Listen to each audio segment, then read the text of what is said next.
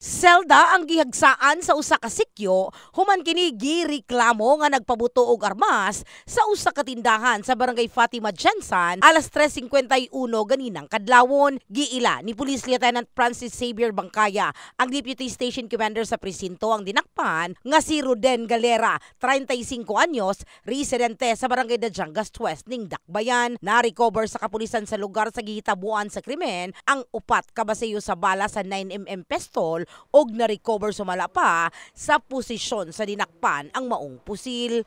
So according sa statement sa atong investigator, IOC nato dito nga nagresponde, nasubra lang sa kwan, nakainom siya, nasubra lang sa inom. So murag nawala sa may pangisip, and then namo to naggawa si bigla, tapos nagdraw sa siyang pusil, and then nagpaboto siya. Gisulayan sa news team nga makuha ang pamahayag ni Galera kalabot sa insidente apan nagdumili na kini sa paghatag og pamahayag niya. Ngano nagmaoy ka, sir?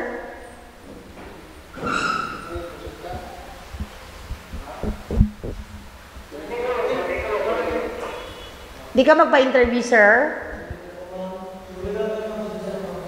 Gisuta usab sa kapulisan karon kung issued firearms ang pusil og kini ang dunay igong dokumento. Samtang kasong illegal discharge of firearms ang ipasakang kaso sa kapulisan batok sa dinakpan. In the heart of changing lives, kini sa Brigada Richelle Gubalani, Brigada News.